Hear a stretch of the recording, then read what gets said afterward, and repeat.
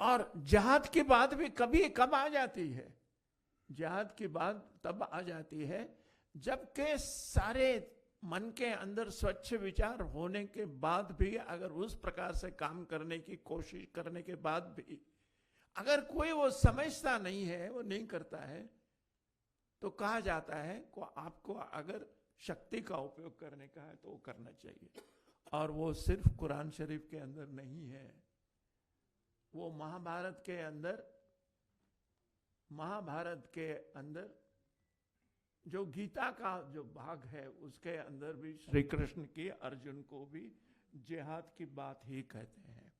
कुरान शरीफ पढ़ो आप, और उसके बाद आपको बोला है कुरान शरीफ के अंदर ये है, ये एक कुरान शरीफ है। लेकिन सर जो आप सुनो, आप पहले जिहाद ऐलान कर आप सुनो पहले। कुरान शरीफ के अंदर उन्होंने कहा है कि कोई आदमी ये मानने के लिए तैयार है कि बहुत सारे गॉड्स नहीं हैं, मगर एक ही गॉड है, उसका कोई रूप नहीं है, उसका कोई रंग नहीं है, उसका कोई आकार नहीं है, इसीलिए वो मूर्ति नहीं लगाते हैं।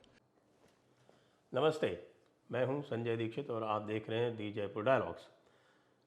आपको जानकर आश्चर्य होगा कि कांग्रेस पार्टी के नेता जो हैं अब गीता के भी एक्सपर्ट हो गए हैं और धर्म युद्ध और जिहाद में एक तरह की बात बताने लगे हैं कि भगवान कृष्ण ने गीता में जो अर्जुन को उपदेश दिया था वो जिहाद का उपदेश दिया था। ऐसा उन शिवराज पाटिल ने कल स्टेटमेंट दिया, और वो भी कब, जब मोहसिना किदवई की बुक लॉन्च कर रहे थे, उसमें शशि थरूर जैसे लोग भी वहाँ पर उपस्थित थे। और ऐसा उन्होंने कहा कि साहब कि जो अर्जुन को उपदेश दिया गया था वो जिहाद था। अब प्रश्न यह है कि शिवराज पाटिल जी वही है ना जिनके समय पर आपको ध्यान है कि 26/11 का आक्रमण हुआ था भारत के धरती के ऊपर, और उस 26/11 के आक्रमण में लश्कर-ए-तैयबा के आतंकी सम्मिलित थे, उन्होंने उसको जिहाद कहा था। और उस जिहाद को बाद में एक तरह से लीपने पोतने के लिए आपको ध्यान हो कि इन्हीं कांग्रेसियों ने मिलके, दिग्विजय सिंह ने, महेश भट्ट इत्यादि ने मिलकर 26/11 आरएसएस की साजिश करके पुस्तक भी प्रकाशित की थी। तो इनको तो ये बिल्कुल पूरी तरह से नैरेटिव सूट करता है कि ये भी कह दें कि साहब कि भगवान कृष्ण ने भी जिहाद की बात कही थी, तो उस हिसाब से जिहाद की भी लीपापोती हो जाए। लेकिन मगर आप ये बताइए कि पहले आप सनातन धर्म में और इस्लाम में पहले तो अंतर करना पड़ेगा, क्योंकि जैसे ही आपने ये कहना आरंभ किया कि सभी धर्म एक समान हैं, तब तो कहीं न कहीं से घूम फिर के ये नैरेटिव बना ही दिया जाएगा। लेकिन ऐसा तो है नहीं, क्योंकि सनातन धर्म का जो सत्य है वह दीन हक नहीं है इस्लाम का।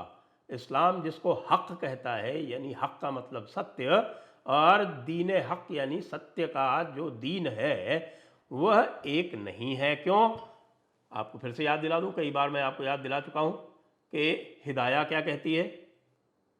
जिहाद दीन हक की ओर बुलाने और उससे इनकार करने वाले से जंग करने को कहते हैं। ये जिहाद की प्रामाणिक परिभाषा है, इससे कोई इनकार नहीं कर सकता देवबंदी, क्योंकि देवबंद के ये तो निसाब में, यानी कि उनके कोर्स में, सिलेबस में पढ़ाया जाता है। फिर आ जाइए जो बरेलवी हैं दूसरे, वो फतावा आलमगीरी से इनकार नहीं कर सकते। फतावा आलमगीरी में जिहाद की परिभाषा क्या है? जिहाद दीन हक की ओर बुलाने और उससे इनकार करने वाले से जंग करने को कहते हैं। ये जिहाद की प्रामाणिक परिभाषा हो गई, या इसमें भी किसी को कोई संदेह है? यह स्पष्ट है कि जिहाद का अर्थ यह है कि तुम्हें जिहाद के माध्यम से इस पृथ्वी पर आधिपत्य स्थापित करना है। और वो क्यों है? वो इसलिए है क्योंकि वह अल्लाह के रसूल ने अल्लाह की बात फरिश्तों के माध्यम से सुन के और कुरान के माध्यम से इस पृथ्वी पर नाजिल की है। रेवलेशन आया है, अल्लाह की किताब में लिखा हुआ है ये कि जिहाद क्या है। 8.39 सूरत अल-बकरा 13, सूरत अल-अनफाल 39 क्या कहते हैं कि तब तक जिहाद करना है जब तक कि इस पूरी धरती पर इस्लाम कायम ना हो जाए। क्यों? उसका भी कारण बताया गया है 32.22 कि जो कोई भी अल्लाह की आयतों को नहीं मानता है वो जुल्म करता है, और जुल्म के खिलाफ लड़ना जो है वही जिहाद है। तो आप पहले ये कॉन्सेप्ट समझ लीजिए कि जुल्म के खिलाफ लड़ना और अत्याचार के खिलाफ लड़ना ये दो अलग अलग बातें हैं। फिर से समझा दूं आपको, जुल्म किसे कहते हैं कुरान में? कुरान में आप पढ़ लीजिए 2.254 सूरत अल बकरा 254 क्या कहती है कि जो काफिर है वही जालिम है। यानी कि जो अल्लाह को नहीं मानता है, रसूल को नहीं मानता है, आखिरत को नहीं मानता है, वो जुल्म कर रहा है, वो जालिम है। और जालिम की सज़ा 5.33 में दी गई है, दोनों तरफ से हाथ पैर काट देना अलग अलग साइड से। तो ये जो बात कहते हैं कई बार कि नहीं साहब कि जिहाद जो है वो तो धर्म युद्ध है। अभी एक मौलाना बैठे हुए, कौन, कादरी साहब जो हैं, पीर अली कादरी, अभी कह रहे थे कि जिहाद जो है वो सत्य से असत्य की लड़ाई है। अब इनका सत्य क्या है पहले ये बता दें। इनका सत्य ये है कि आप अल्लाह को माने, रसूल को माने, आखिरत को माने। 9.28 में लिखा हुआ है, 9.29 में लिखा हुआ है। ये बिल्कुल स्पष्ट है कि जो अल्लाह को नहीं मानेगा वो असत्य है। अल्लाह की बात मानना ही सत्य है। जो अल्लाह की बात नहीं मानेगा उसके ऊपर जिहाद फर्ज है। जिहाद फर्ज है, यानी कि 2.216 सूरत अल बकरा की 216 ये कह रही है कि जिहाद फर्ज है। तो अब जिहाद फर्ज है और जिहाद क्या है वो 25.52 में दिया हुआ है। यानी ये बिल्कुल इसमें कहीं कोई मौलानाओं को किसी भी प्रकार का कोई संदेह नहीं है कि जिहाद का क्या मतलब है। यानी कि जो कोई भी ईमान न लाए उससे लड़ना जिहाद है, और उसको ख़त्म करना, जैसा कि 8.39 में कहा गया है, और उसके अतिरिक्त भी 4.89 में कहा गया, 2.98 में कहा गया, जगह जगह कहा गया, कम से कम 78 बार 78 टाइम्स जिहाद का लफ्ज़, जिहाद का शब्द प्रयोग हुआ है केवल कुरान में। मैं हदीसों में तो जा ही नहीं रहा, क्योंकि हदीसों में तो और तरह तरह के वर्णन हैं, बड़े ही ग्राफिकल वर्णन हैं। अब आ जाते हैं धर्म युद्ध क्या है, गीता में क्या उपदेश दिया गया है, गीता में अत्याचार की क्या परिभाषा। देखिए ये पूरा का पूरा जो है ये सत्य असत्य की परिभाषा, सत्य असत्य की परिभाषा और अत्याचार की परिभाषा पे टिका हुआ है। सत्य असत्य की परिभाषा सनातन धर्म में और इस्लाम में अलग अलग है, मैंने आपको बता दी। अत्याचार की परिभाषा, जुल्म की परिभाषा इस्लाम में क्या है, मैंने आपको बता दी। अब सत्य की और अत्याचार की परिभाषा सनातन धर्म में क्या है वो समझ लें, उसके बाद फिर आपको ध्यान आ जाएगा कि श्री कृष्ण क्या कह रहे हैं, क्योंकि श्री कृष्ण तो धर्म के प्रामाणिक आधार हैं। यतः कृष्णस्ततो धर्मः यतो धर्मस्ततो जयः, यानी श्री कृष्ण से धर्म है, धर्म से विजय है। ये पहले ही लिखा हुआ है। तो गीता में प्रसंग क्या आता है कि अर्जुन जो है वो अत्याचार के विरुद्ध युद्ध करने से भागता है, क्योंकि उसको अपने प्रियजन वहाँ सामने दिखाई पड़ते हैं। तब उपदेश देते हैं भगवान उसको कि भाई देखो, जो कुछ भी तुम्हें यहाँ करना है, तुम्हें यहाँ धर्म की स्थापना करनी है। क्यों? क्योंकि सत्य क्या है? सत्य इस भौतिक धरा के परिप्रेक्ष्य में सत्य है धर्म, कर्म, संसार और मोक्ष। यानी कि आपको धर्म का पारायण करना है, आपको कर्म का बोध अपने आप में जगाना है, आपको संसार की गति का ज्ञान करना है, और आपको मोक्ष की प्राप्ति करनी है। जब ये तीनों जो है हो जाएंगे तो आपको सारा, जैसे ही ज्ञान हो जाएगा तो आप जो है इस संसार चक्र से निवृत्त हो जाएंगे। तो ये सत्य तो यह है, और इसीलिए भगवान ने कह दिया सीधे सीधे।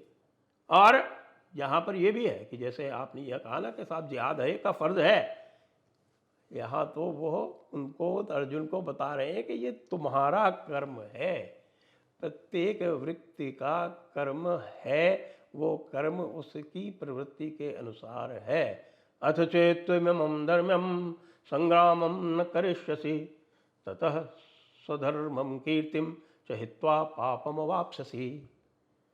यदि तुम्हारी प्रकृति है युद्ध करना अन्याय के साथ, और यह अन्याय हो रहा है, अधर्मियों का विनाश करना है। अधर्मी कौन है?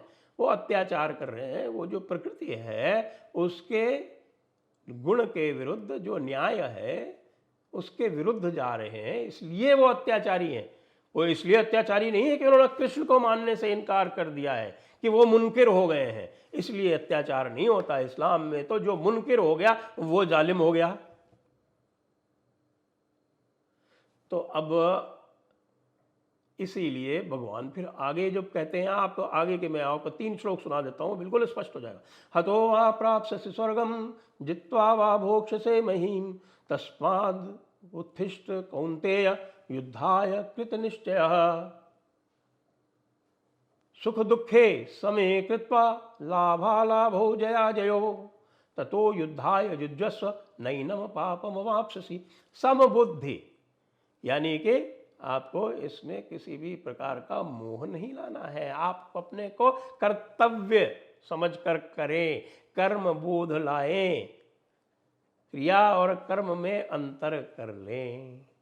कि आपकी क्रिया जो है निर्लिप्त होगी तो आपको कर्म का बंधन नहीं लगेगा, क्योंकि उसके अगले श्लोक में ही कह देते हैं, योगस्थः कुरु कर्माणि संगम त्यक्त्वा धनंजय सिद्धय सिद्धयोः समो भूत्वा समत्वं योग उच्यते।